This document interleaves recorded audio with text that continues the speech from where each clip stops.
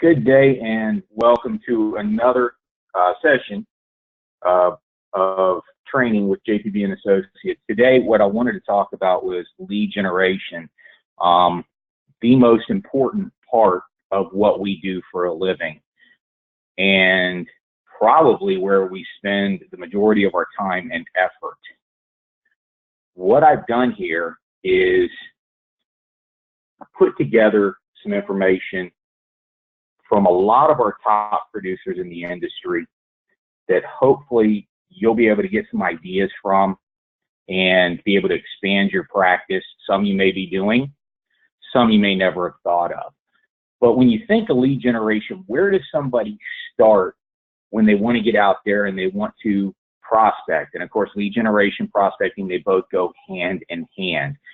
And it really depends on where you're at in your career, because as we move through our career, we start to evolve with our practice. And you're going to hear that word a lot in this session, practice, because that's really what we want to do. We want to build that practice so that when we so-called arrive in this business, we can start cultivating that practice. And in doing this session, you know, I've been in the business for over 27 years. Pete's been in it for well over 30. And we went out and talked to a lot of our top producers to get some different ideas on some of the things that they've done throughout their career. You know, veterans, of course, depend heavily on referrals and add-on sales from their existing client, from their practice, while new advisors utilize several different lead generation and prospecting methods. And we're going to talk about these as we move through this session. And we're going to hopefully give you some things that you've never even thought about before that you might be able to try and fit into what you do on a day-to-day basis. When we talk about lead generation, or we can substitute the word prospecting, there really only are two alternatives out there when you break it down. One, you can buy your leads.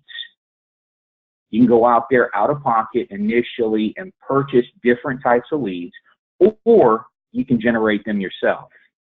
Both work in different ways. And in a lot of cases, you still have to pull money out of your pocket to be able to build your practice. We're going to talk about that when we talk about generating them yourself.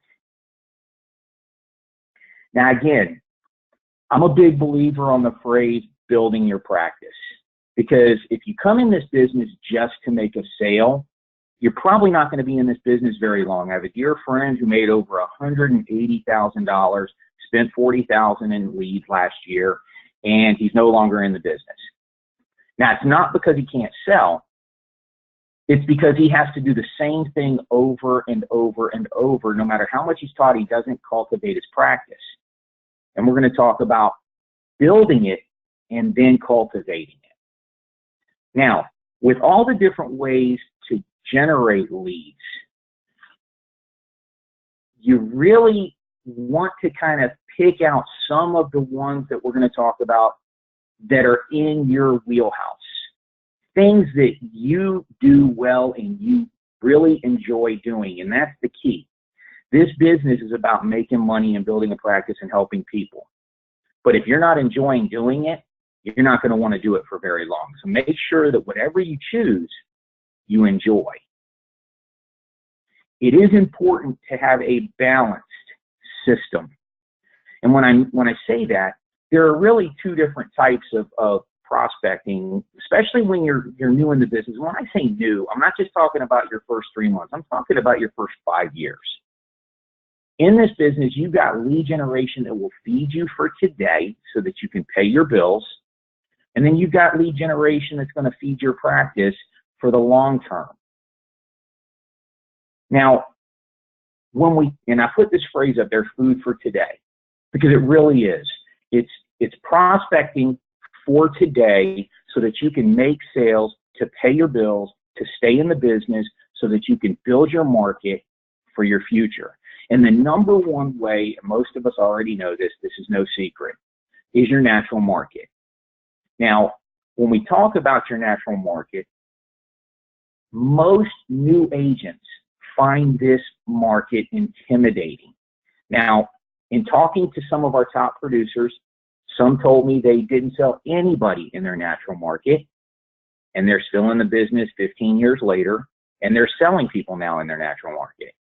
And then another, in the same day, he told me that's how he came into the business.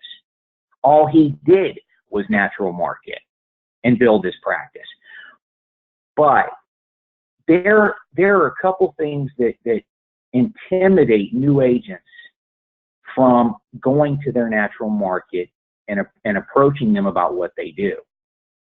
The two most common fears for new agents in approaching your natural market are, they know I'm new to the business. These people have known me all my life, and they know what I know, they know what I don't know. They come to me and they know that I just started in this business. How am I going to expect them to think that I know everything about it? And the second one is, I don't want my friends or family to think that I'm taking advantage of our relationship to try to sell them something.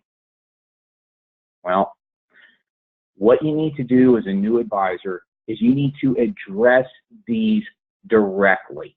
Don't let them linger. Take them off the table before they even become a thought in your client's or prospect or family member's mind. And here's one of the ways that I've done it. First of all, when you're talking about not knowing everything and you approach your natural market, tell them, listen, you know me. I've only been doing this for a short period of time. Yeah, I went to school. Yes, I got my license, but I don't know everything. I know I don't know everything, but I promise you this, what I don't know, I'll get the answer for you. And because they're friends, family members, and people that like and trust you, at least hopefully they do, they're going to give you the benefit of the doubt and know that you're going to go and get them the right answer, even though you don't know everything. That one's off the table. The other one, taking advantage of my relationship. Listen, John, you and I have known each other for a long time. The one thing that I don't want to do is I don't want you to think that I'm approaching you to sell you something because we're friends. I'm not. I just want to let you know what it is I do, how special the portfolio is that I have, and maybe answer some questions for you. If you choose to do business with me, I'd love to have you as a client. If not, you're not going to hurt my feelings. You can take everything we talk about and go down to another agent and do business with them, and we're still going to be friends. Now, psychologically, if you help them, they're going to do business with you because they like you and trust you. But if they don't do business with you, they're still your friend. And that's taken completely off the table before you even sit down and have a discussion with them. Remember, people do business with people they like, and they trust. And we have one of the most unique products in the industry. Don't forget that. As you come into the business with JPB and Associates, our motto is life with living benefits. And very few companies out there have those, even today, more than a decade later. Now, let's kind of just brainstorm real quick on natural market, because a lot of people think natural market is your friends and your family. It's not. It can be everybody you know by face and name that knows you. So what about businesses you worked at previously? How about your spouse or your partner's business that they work at? They have relationships there. Use their relationships, borrow their relationships to help educate other people. How about your church or religious affiliation if you have one? Groups you already belong to. Now, in my first 9 years, I was involved in a bowling league, my wife and I can't tell you how much business that I sold over those 9 years just by having conversations with people on a weekly basis. And they would come to me and ask me for advice on different things. A lot of people I sold, a lot of people I educated, but at the end of the day, just being at that bowling league helped me cultivate that part of my business. Softball teams, women's groups. We have people that do Facebook and LinkedIn very, very well. Utilize all what I call the fingertips out there in marketing in your natural market. Now, we're going to transition here, a sharp left turn from natural market to purchased leads. Completely different. You may not have a large natural market. You may not have a natural market at all. One of the top producers I interviewed came into the business just purchasing leads. Now, some of the different places, and we have affiliations at JPB that we can put you in touch with for different lead generation. But I want to give you a couple different ideas. SNL, we talked about this 2 weeks ago, does have a leads program where they will co-op you in the final expense marketplace. There are multiple lead companies out there. Some do call transfers. We have an agent that does call transfers where they automatically attach the client from the conversation with the lead company directly to you on the telephone right then and there. Prices do vary. It depends on the system. It depends on how fresh the leads are. You can get leads out there for as little as $1 a lead, maybe less. Again, the less expensive, the more they've been shared, the more people have them out there, the more agents out there that have purchased them. One of the more popular ones is mortgage leads. Most of these are acquired through mailers, and they're sent to people who either bought or refinanced their home recently. You know, I just got a home loan to put a pool addition on, an addition onto the house, and I've already received 11. As a matter of fact, I counted them. I received 11 offers for mortgage protection, and some of them are pretty unique. They almost look exactly like they're coming from my bank. This one is unique. One of our top producers made multiple conventions simply off of new birth leads. This list is a purchased list, not necessarily a mail out. This is where he purchased lists of new births that were under a year old. And all he would do is call them from 10 a.m. to 2 p.m. His motto was, I'm going to call them when the mom puts the baby down for a nap. And I want to talk to the mom. And I got to tell you, his motto was, nobody knows the value of life insurance more than the mother of a newborn child. And this gentleman made multiple conventions strictly off of new birth leads.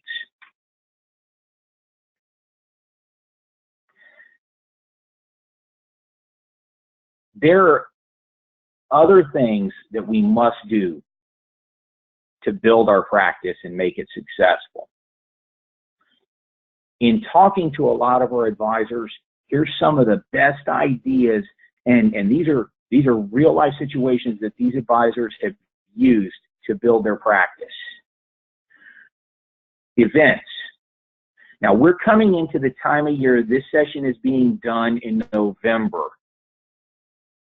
We're coming into the time of year, we're actually in it, where you have more events that involve families than any other time of the year. There are Halloween events that just passed. We got Thanksgiving events and Christmas events. These are at Boys and Girls Clubs, at churches.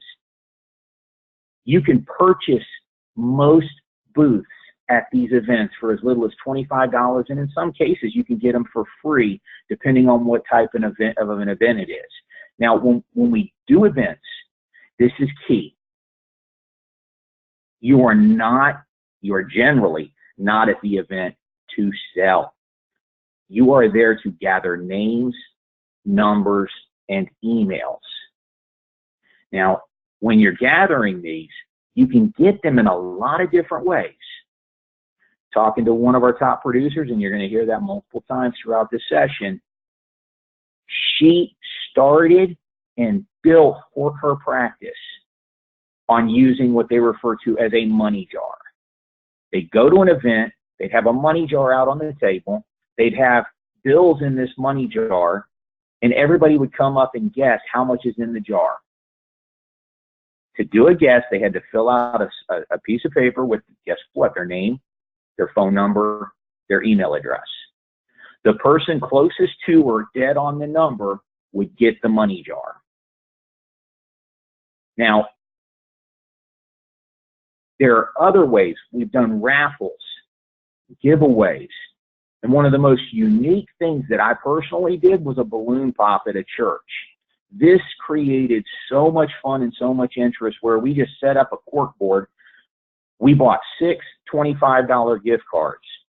We did not give all the gift cards away because we put them in 6 different balloons on a board with 150 balloons on it. And as the kids came up, kids only, came up, they got to throw one dart, and if they popped a balloon with the gift card, the family got the gift card.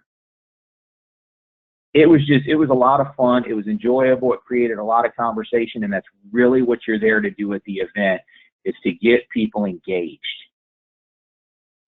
Now, no matter how good your event is, whether it's an event at a minor league baseball game, a boys and girls club, a golf tournament, the key to event marketing is making the phone calls to every one of those cards you received shortly after the event.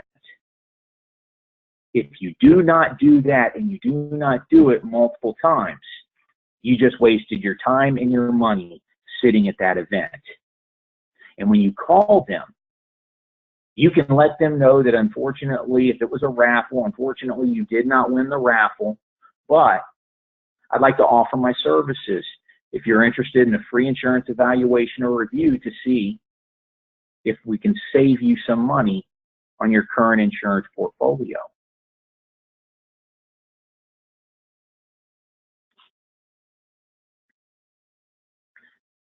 Another very popular marketing tool that I've heard from top producers is seminars. The key to a seminar is follow up. Number 2 is pick a topic that's interesting to the demographic that you're going after. Whatever that demographic may be, and here's some ideas for you. Social Security seminars. You can do those at a local coffee shop at non-peak hours. Life insurance seminars at a church. I just received a text yesterday asking about a PowerPoint because he was going to go do a seminar at a church and talk to the congregation about life insurance. I'm making that PowerPoint up for this agent.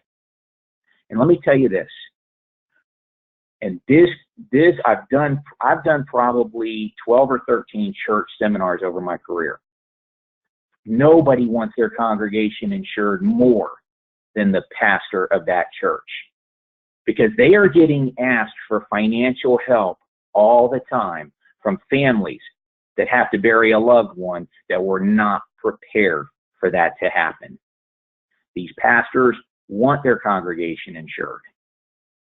Annuity seminars. Now, annuity seminars can be a little bit more costly because usually they involve either you're going to do a luncheon somewhere, you're going to do a dinner, but in general, annuity seminars have a much higher reward because of the commissions associated with them.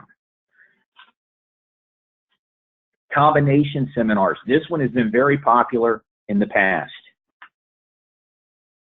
What we have done, or what I have seen done, and I've done it myself, is combination seminars with property and casualty agents, Medicare agents, health agents, or a combination of all 3.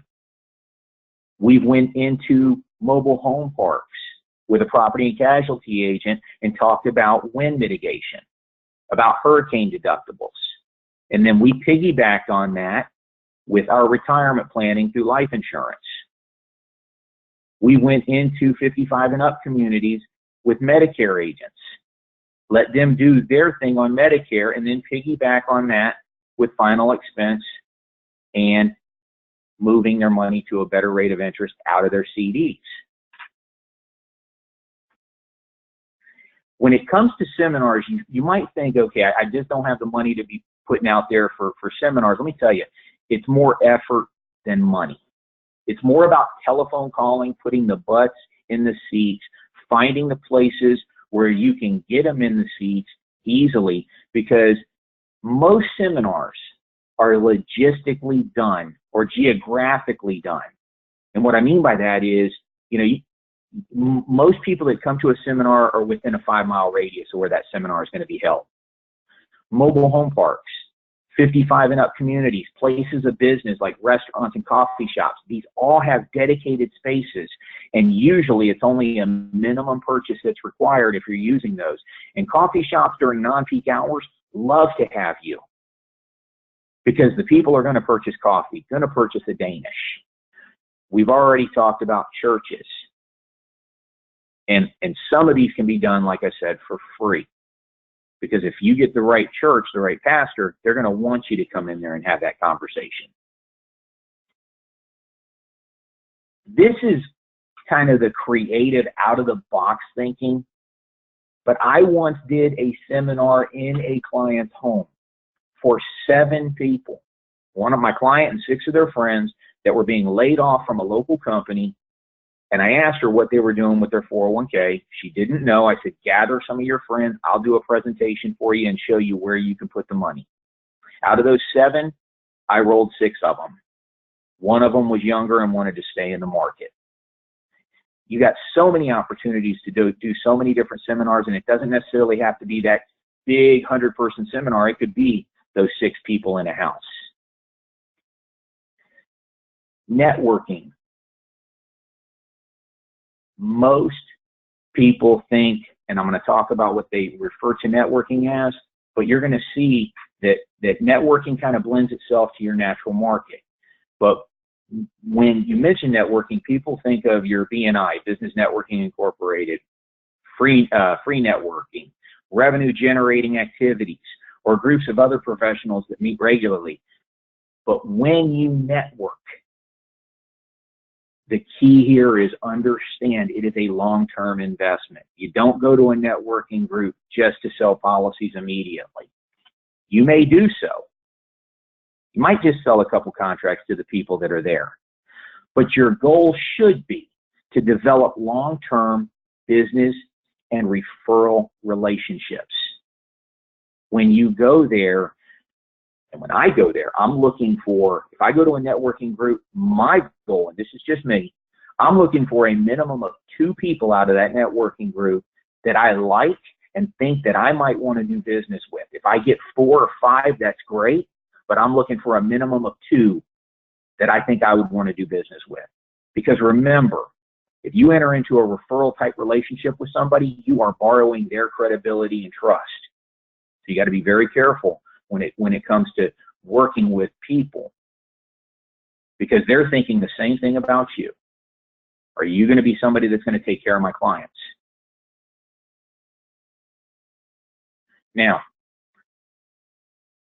networking could include anything you do in your life. And you're going to see some repetitive stuff here. But a long time ago, a mentor of mine said, wherever you're at, be there. We are in the self-promotion business. That's what we do.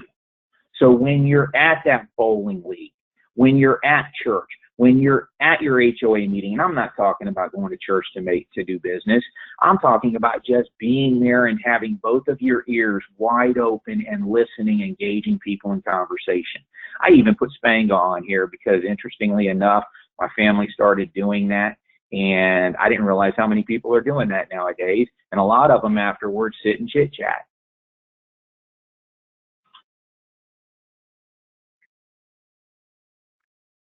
Now, when you are engaging people in conversation, now this may seem simple, but I wanted to add this, all right? You don't need to come out and tell people what you do for a living. All you have to do is engage them in conversation and ask them what they do for a living. When you ask them what they do for a living, show interest. Ask other questions. How long have you done that? That's great. That must be an interesting type of business. Wow.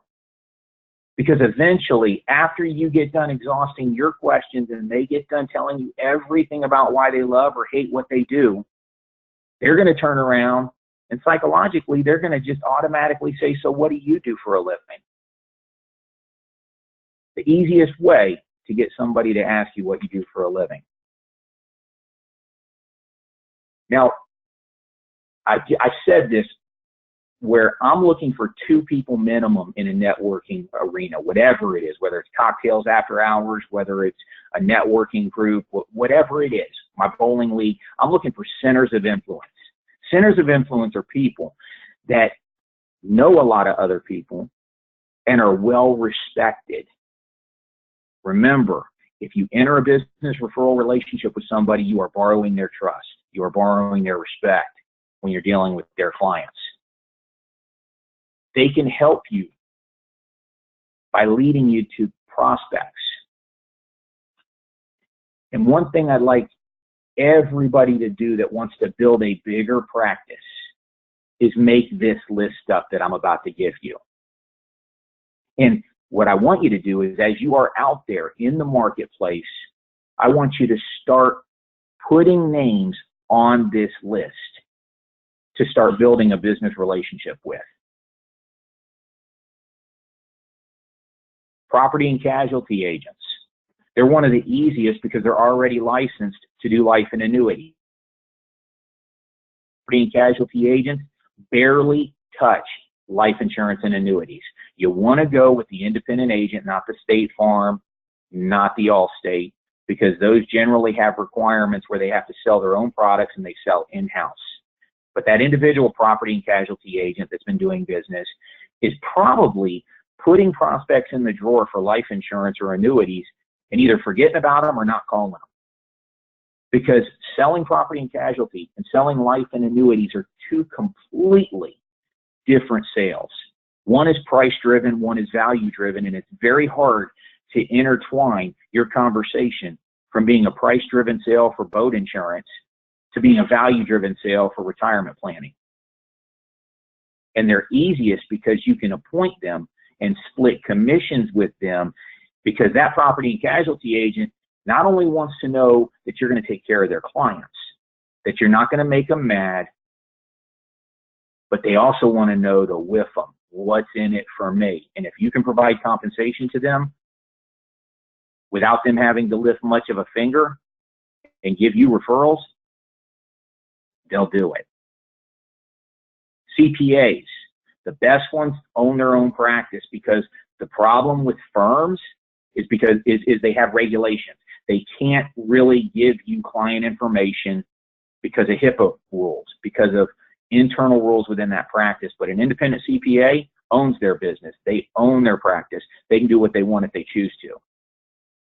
What I do with CPAs and what I do with tax preparers is I ask them, when the first of the year comes around, and you recommend that somebody puts money away into an IRA so that you can reduce their taxes, who do you refer them to? If their answer is, I just send them to the bank, you have an open door. If they have another advisor, congratulate them. And just let them know that if they ever want to talk about adding another advisor, give me a call. Mortgage brokers. One of the most unique ones, especially during a time of boom, is to get a mortgage broker that will agree to take a sheet of paper and put it on the bottom of all those papers that the consumer is signing when they are buying or refinancing a house. And that very last page says, are you interested in mortgage protection to pay off your mortgage in the event that you die or suffer a critical chronic illness? If so, it's got their name, their phone number, and their email. They fill that out, that mortgage broker puts it, and you gather it from the mortgage broker. If the relationship works out the way you want it to, that mortgage broker can get appointed, get licensed, get appointed, and you can also split commissions with them. And I'll tell you this, you'll be surprised how many people out there that are already licensed 215 that may just not be using that license. And to be able to appoint them and split commissions with them is simple. Health insurance agents and Medicare agents. Now, the key here is you want to make sure that the health and Medicare agents do not do life insurance and annuities. Because if they do, you might be spinning your wheels because they're going to want to sell that business themselves. If they don't, they're stepping all over business and just walking right past it when they close that Medicare deal or they close that health insurance policy. And if you can get somebody that does group health and does very well, that's even better. Divorce attorneys. Now, you might laugh at this one, but I actually have a divorce attorney that I've utilized that has given me referrals. What happens when a husband and wife get divorced, and especially if they have kids? The divorce attorney, for the one who's not making the money or who's going to take care of the kids, mandates in the divorce decree that the wage earner, the breadwinner, purchase a life insurance policy so that in the event that they pass away, the person taking care of the kids or the lower wage earner is going to continue to get the child support and alimony from the proceeds of the life insurance policy. Where is that divorce attorney sending that person to go get that policy? Could be you.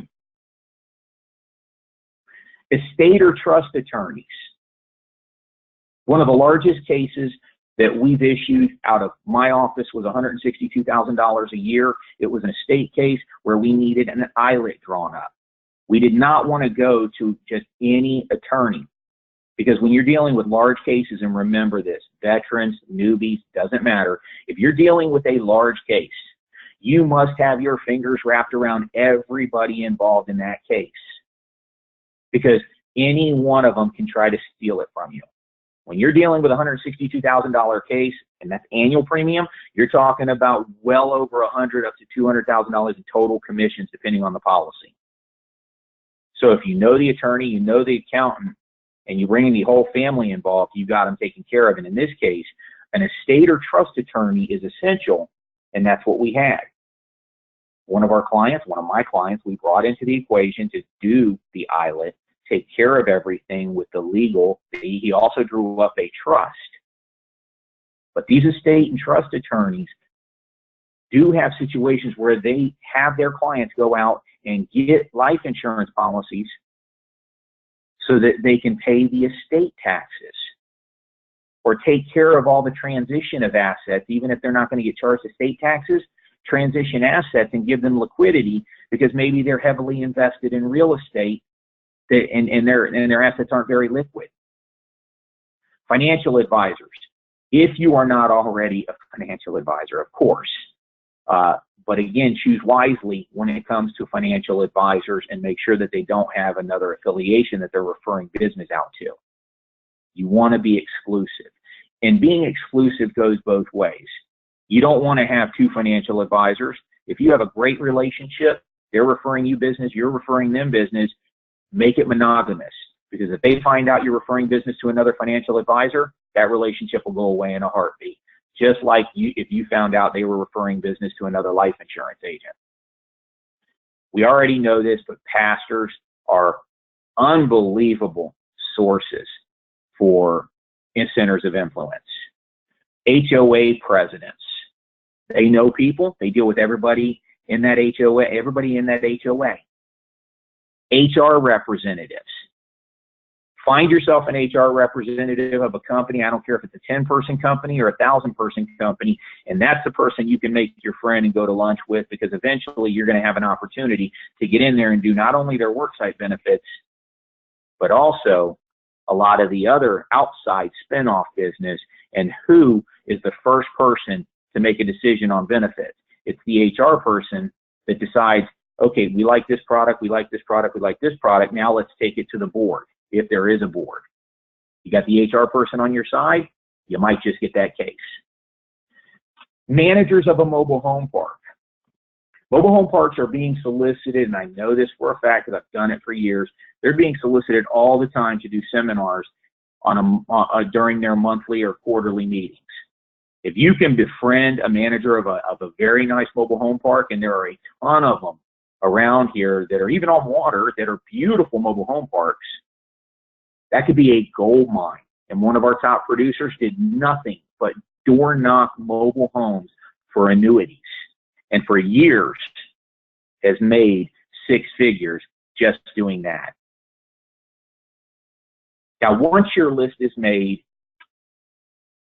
Put one person in each one of those categories. Do it as fast as you can, and then start cultivating them. This is where your money can go. Instead of buying, if you're not buying leads, buy these people drinks, buy them a cup of coffee, take them to lunch, take pastries to their office. Befriend them and cultivate that relationship as it moves forward. And do not overwhelm them with business, but rather friendship and referrals. Referrals. Always give business owners referrals before you expect one in return. Now, I'm not saying you're not going to get one. They may give you one first because this might be their philosophy. But your mindset, or at least my mindset, has always been to give referrals to get referrals. Now, business to business, for those of us that have done it, we know this is daytime activity. This is business that you never run out of prospects.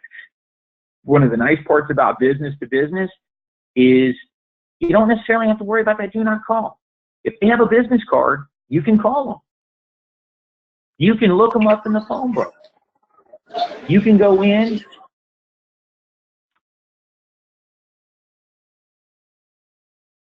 You can go in and have conversations with them. You can either door knock specific business, you can either door knock in a specific area, so you pick out an area, an industrial area, just go out and say, I'm just going to door knock. Or you can pick specific businesses out. Maybe you came from the gutter business, okay? And you understand that most of these gutter businesses are ran by one person and have 1099 people all over the place, and you know they don't have any benefits unless they go get them. And you're familiar with them and you can talk their lingo. So all you market to are gutter businesses or whatever that business might be. But, and I was going to say something different, but I'm going to cover this first. Lists of businesses can be found as easy as using your library card and going online. You don't even have to go to the library. You can go online to your local library. You can go in and you can get lists of businesses right there, and you can segregate them out free of charge. But as I've done in all the other categories, I'm going to tell you this. The key to marketing in business is, one, be confident. These people are being prospected. They're being solicited 15 to 20 times a day. Be tenacious. Be different. All right? But go back over and over to the ones that show promise. When you go prospecting, you narrow your search down after you went for the day to the ones that showed promise, and then you follow up. Bring cookies, bring Danish, bring fruit, bring whatever, but show up over and over in a friendly manner. Because if you don't follow up, you will fail in that business.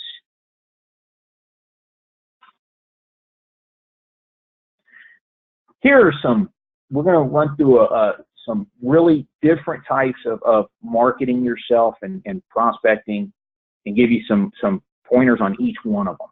But print ads. One of the agents I interviewed, when he started his career, used advertisements in both his church bulletin and his neighborhood paper. Now, I'm going to tell you something that made me laugh, but then made sense. He told me, Jim, and he even showed it to me.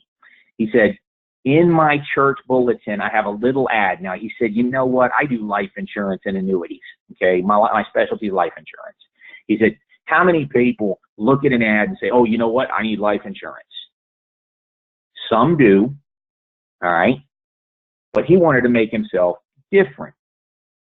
So he showed me the church bulletin, and his ad was upside down. It had a picture of him with his information, and it was upside down. And I said, why in the world did you put it upside down? He said, because everybody that gets the church bulletin sees my face and then approaches me and says, hey, did you know that your ad is upside down in the church bulletin? I said, I would too. I said, what'd you say to them?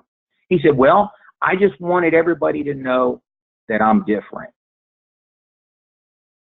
What a novel thing. to get people to approach you. What a great idea. He also did neighborhood papers. You know, some of us, I get one. I don't know how often I get it. I might pick it up and read it occasionally to see what's going on in the city of Seminole. But your local newspaper does have ads in there, and it can be very cost effective in getting your name and your face out there in front of people that you see on a regular basis. Door hangers, very efficient. You can print up a door hanger for mortgage protection and just go hang it in a new developed neighborhood. Sponsorships. Now, we just had one. One of our agents did a sponsorship for breast cancer and had an event at a local restaurant. Went very, very well. Was just there showing her face, shaking hands, greeting herself, or greeting everybody with herself. But, you know, getting her name out there, getting her face out there, and doing it for a good cause, donating money to breast cancer. But when you do this, again, you want to look at your demographic that you want to attack, and going after areas where kids or families, a high school golf tournament, all right, events at a local boys and girls club, which we talked about. You can usually get a booth there if you sponsor the event, or the booth is actually part of the sponsorship. Doing a raffle, we used to do this every year. I feel bad I stopped because it was a lot of fun. But we would do raffles and give away tickets to everybody that gave us referrals. And we would give away turkeys at Thanksgiving and honey-baked hams at Christmas just for referrals. Got a ton of referrals, but again, the key is don't just get the referrals, contact the people. You got to make the calls. It's the activity after the activity that makes the difference.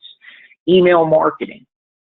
Pete actually does this, and he has very little effort involved other than paying for it. There are companies out there that will email a list of people for you with different messages on a regular basis with little to no effort from you.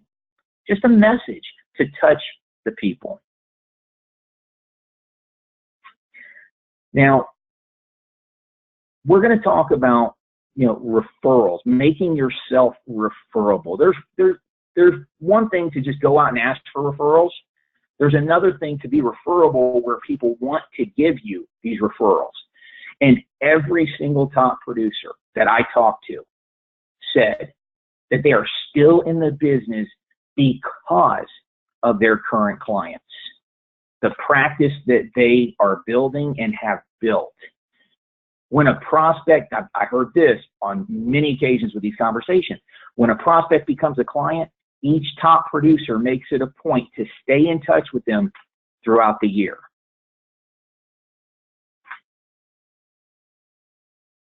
What you don't want to do, here's your key, is you don't want to make every call, every text, every email, or every face-to-face conversation to be about business.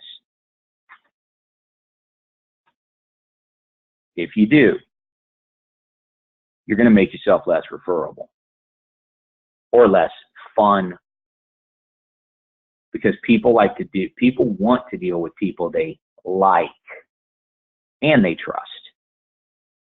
People they know that are going to take care of the other people and not bombard them all the time with business. Become a family member, a friend, and not just their life insurance agent. Listen, guys, this sounds simple, but it's just one of those things that once you start building a practice, the next step is becoming referable by the people that you built the practice with. These top agents touch their clients on an average of 4 times a year, some more, some a little bit less, but it's not always about business. And when you're touching your clients, when you are communicating with your clients, when you're checking to see how their kids' softball game went, or baseball, or football, or whatever it is, how their dog's surgery went, mix your market with their market.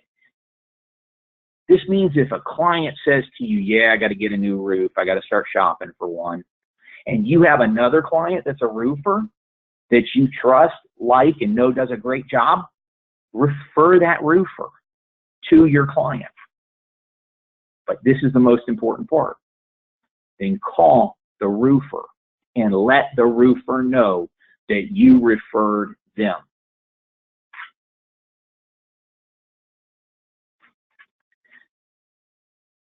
Let your clients into your life.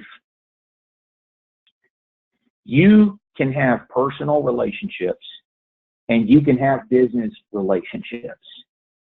And this next comment is my opinion.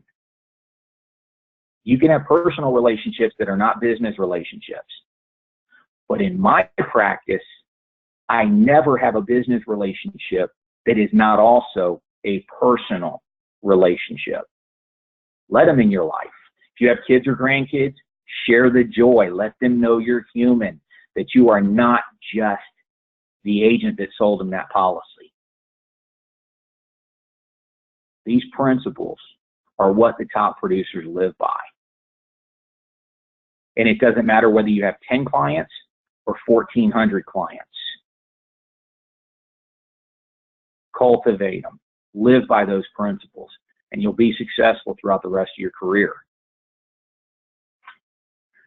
This is my phrase that I live by. You can go out and ask for referrals all day long, but I have lived by once value is given and value has been recognized, a referral can be asked for. Now, that value does not have to be business value. I might help somebody take their groceries up to the house. I might help somebody's kid learn how to hit a baseball. I might help a family by buying them a turkey for Thanksgiving. Any type of value in life. And then the key here is that it's been recognized by the person that you're giving it to. Now that they're friends, now that your clients are friends, they want to help you. You're the first person that comes to mind when someone talks about insurance. And this is key. Make sure your clients know the scope of your services. If you sold them a life insurance policy and that's all that they have, do they know you sell annuities? They might be an HR rep for a big company. Do they know you do worksite benefits? Let your clients know the scope of your business, even if they don't have a need for it. Maybe somebody that talks about it in the future does, and you're the first person that comes to mind, and you've just made yourself referable. And finally, random conversations will get you business in places. I'm reading it right from the screen because this one amazed me. Random conversations can get you business you never thought of. One top producer was rear-ended in her car. And while she was waiting for the police officer to show up, she just struck up a conversation with the gentleman about what she does. This person's now a client and still on the books and paying over $400 a month in life insurance premiums. It never hurts to ask. It never hurts to open your mouth and let people know what you do in a random conversation, because you never know what you're going to get.